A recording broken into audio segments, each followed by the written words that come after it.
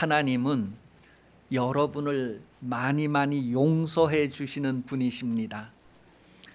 여러분, 하나님께서 여러분을 용서하시는 분이십니다.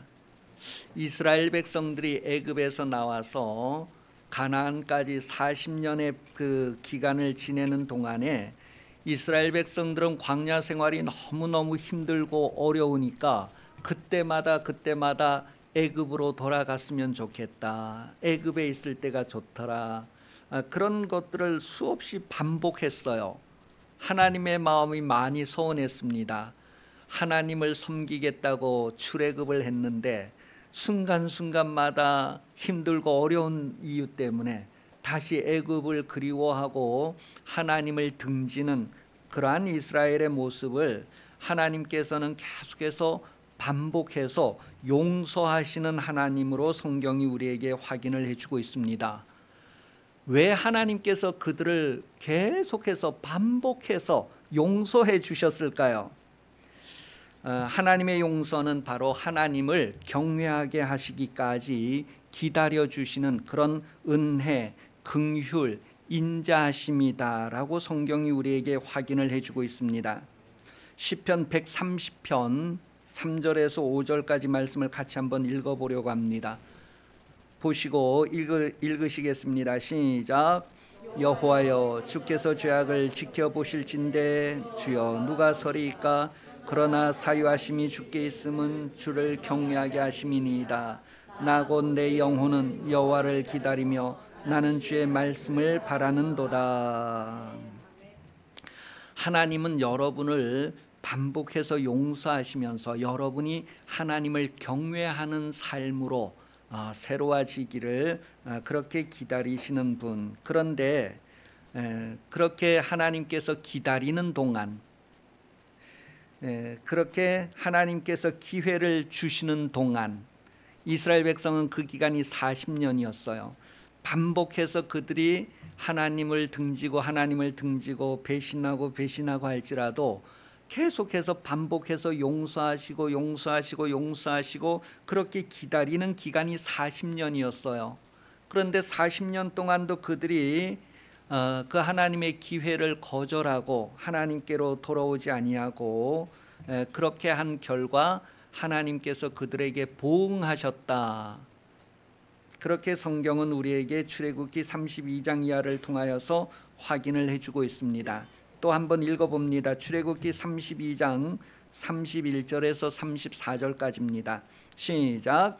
모세가 여호와께로 다시 나아가 여짜오되 슬프도소이다. 이 백성이 자기들을 위하여 금신을 만들어 싸우니 큰 죄를 범하였나이다. 그러나 이제 그들의 죄를 사하시옵소서. 그렇지 아니하시면 원하건대 주께서 기록하신 책에서 내 이름을 지워버려 주옵소서. 여호와께서 모세에게 이르시되 누구든지 내게 범죄하면 내가 내 책에서 그를 지워버리리라. 이제 가서 내가 내게 말한 곳으로 백성을 인도하라. 내 사자가 내 앞서 가리라. 그러나 내가 보응할 날에는 그들의 죄를 보응하리라. 그래서 그들의 죄를 보응하는 날에는 보응한다. 그래서 그 보응대로 출애굽할 때 60만 명이 출애굽을 했는데 광야에서 그 60만 명이 다 그 죄에 대한 보응을 받고 들어간 사람은 여호수아 갈렙 두 사람이었더라. 그러니 그 엄청난 사람들이 출애굽을 했는데, 구름대 같은 사람들이 출애굽을 했는데 가나안 땅까지 들어간 사람은 두 사람, 나머지는 다 죄에 대한 보응을 받았다는 거예요. 여러분, 우리가 예수 믿고 구원받았다고 하고 천국 갈 소망을 가지고 있는데 정말 내가 천국 갈 소망이 든든하고 확실한가?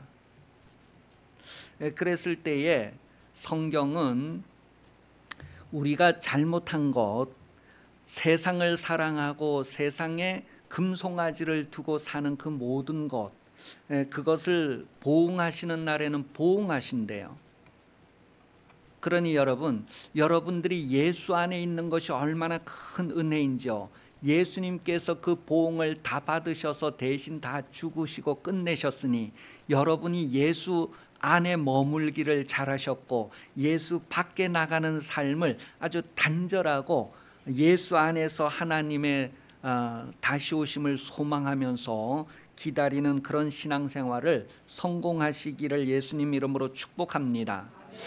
교회 다니면서도 교회 안 나가고 싶다, 오늘은 좀 쉬고 싶다, 그런 마음이 들 때도 많이 있을 거예요. 사업이 힘들어지고 직장에서 힘든 일이 생기면 교회 갈 마음이 없어질 때도 있을 거예요. 그런데 그럴지라도 하나님께서 계속해서 여러분이 하나님을 경외하는 자리에 온전하게 서기까지 기다려 주시고 자비를 베풀고 또 아주 인자를 베푸시는, 긍휼을 베푸시는, 기다리시는 그런 하나님이다라는 것을 성경은 확인해 주고 있습니다. 그러니 여러분 세상 살면서 그러한 날이 온다 할지라도, 그러한 환경에 놓였다 할지라도 여러분은 하나님을 배반하고 교회 안 다닐 때가 좋았다, 참 그때 마음대로 뭐도 하고 내가 즐기던 것 하던 때가 좋았다, 그런 마음이 자주자주 들 때에 그런 것들을 다 이렇게 대적하고 깨뜨려 버리고 하나님을 경외하는 일을 선택하는 여러분 삶이 되시기를 바랍니다.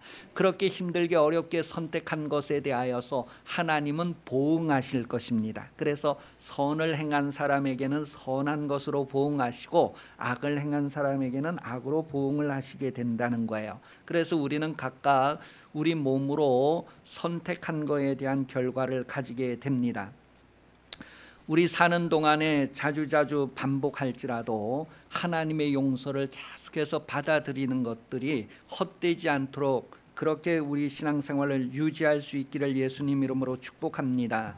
마태복음 18장 23절에서 25절에 보면 1만 달란트 빚진 사람과 100데나리온 빚진 사람의 비유를 통하여서 우리가 하나님의 용서를 받았다는 것은 1만 달란트의 빚을 탕감받은 것과 같다는 의미로 설명을 하고 있어요. 우리 평생, 우리가 몇 번 죽었다가 다시 살아나는 평생을 산다 할지라도 다 갚을 수 없는 1만 달란트의 빚을 용서해 주셨다는 거예요. 조건 없이 용서해 주셨다는 거예요. 그 용서를 받은 사람은 일상생활에서 자기에게 100데나리온 빚진 사람, 하루에 품삯이 1데나리온이면 100데나리온이면은 3개월치 월급 정도 되는 것을 빚진 사람을 만나서 갚으라고 하는데, 그 사람은 형편이 너무 어려워서 못 갚고 있으니 조금만 더 참아달라고 기다려달라고 하는데도 안 참아주고 그대로 감옥에 보내는 그런 내용을 통하여서 다시 1만 달란트 용서해 준 분이 그를 불러서 내가 너를 용서해 주었는데 너도 너에게 빚진 사람을 용서해 주어야 되지 않는가? 왜 용서하지 않는가? 그렇게 해서 1만 달란트 빚을 다시 갚으라고 청구하는 내용을 성경이 우리에게 확인을 해줍니다. 그것은 용서에 관한 이야기다라고 말하고 있어요.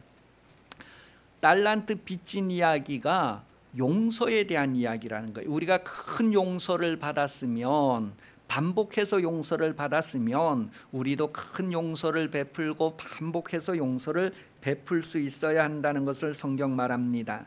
하나님의 용서가 여러분에게 확정되고 확정되기 위해서 여러분이 용서하는 삶을 사시기를 바랍니다. 하나님의 용서받은 사람이 다른 사람을 용서하지 않으면 하나님의 용서가 취소가 된다는 거예요. 하나님의 용서가 취소가 되지 않도록 하기 위해서 예수님은 지금도 보좌 우편에서 여러분을 위하여 기도하고 계신다고 성경은 표현을 해주고 있습니다. 여러분, 여러분의 믿음이 떨어지지 않기를 기도하시고, 여러분들을 위하여서 지금도 기도하시는 것은 여러분을 용서하신 하나님의 용서가 취소되지 않도록 지금도 성령이 기도하신다는 것을 성경은 우리에게 확인을 해주고 있어요. 오늘 본문의 배경, 그 앞의 내용이 뭐냐면, 형제가 하루에 7번이라도 죄를 짓고 회개한다라고 하면 용서해 주라고 하는 말씀이에요. 누가복음 17장 4절에 만일 하루에 7번이라도 내게 죄를 짓고 7번 내게 돌아와 내가 회개하노라 하거든 너는 용서하라 하시더라. 뭐 3, 4번의 수준이 아니고 7번 하루에 7번 잘못하고 와서 아이고 내가 잘못했다, 그게 진실이든 거짓이든 간에 하여간 내가 잘못했다고 할 때마다 용서를 해주라는 거예요.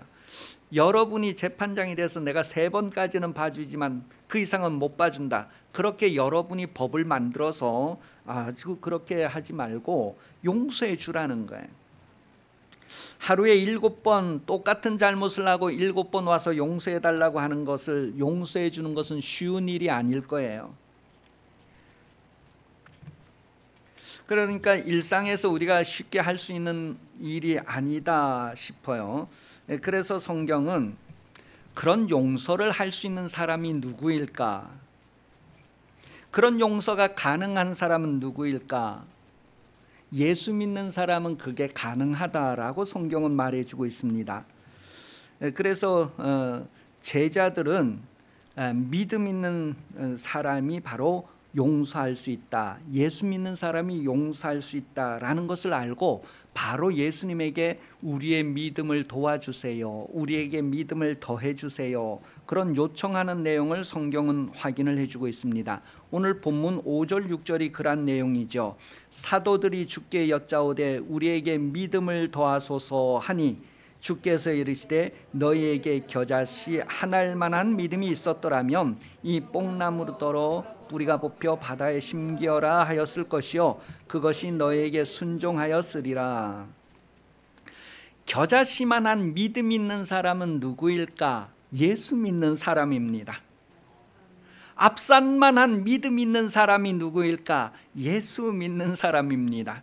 여러분, 대단한 믿음이 아니라도 겨자씨만한 믿음이 있는 사람도 다른 사람을 용서하는 삶을 산다는 거예요.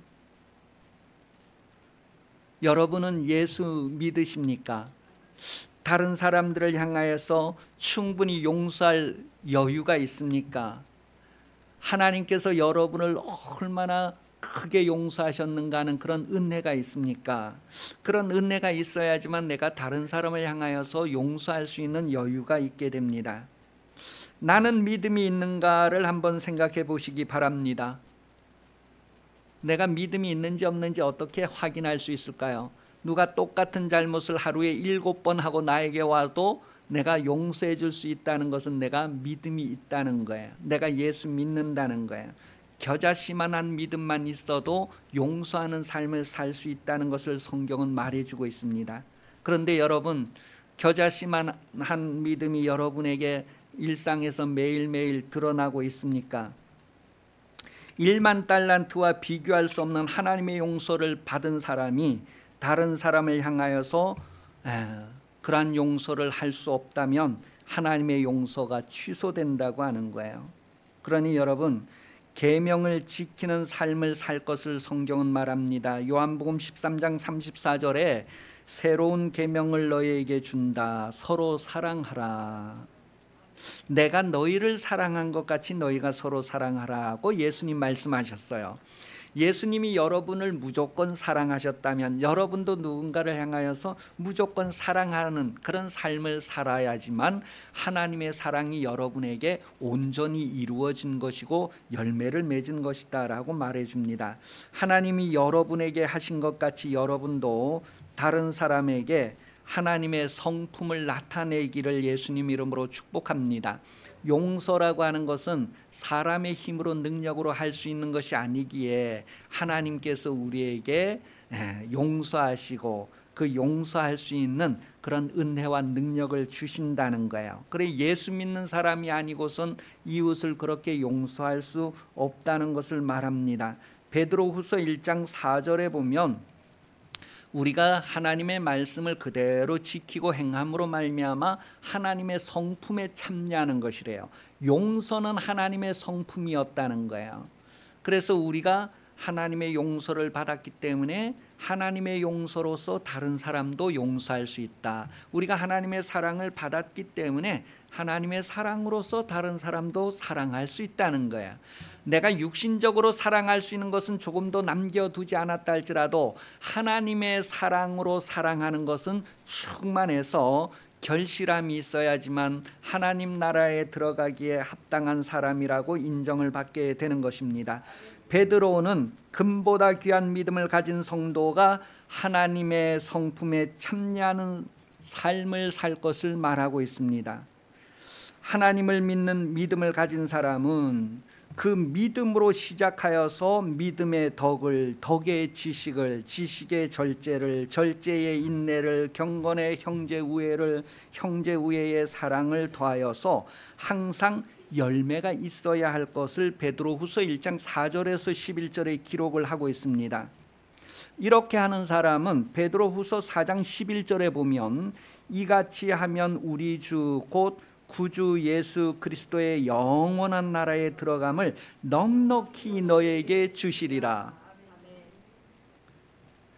여러분 예수 믿으십니까? 예수 믿는 사람은 그 믿음의 덕을, 덕의 지혜를, 지혜의 또 뭐를 이렇게 해서 점점 예수 믿는 사람은 이 세상에서 하나님의 성품을 나타내는 삶을 산다는 거예요.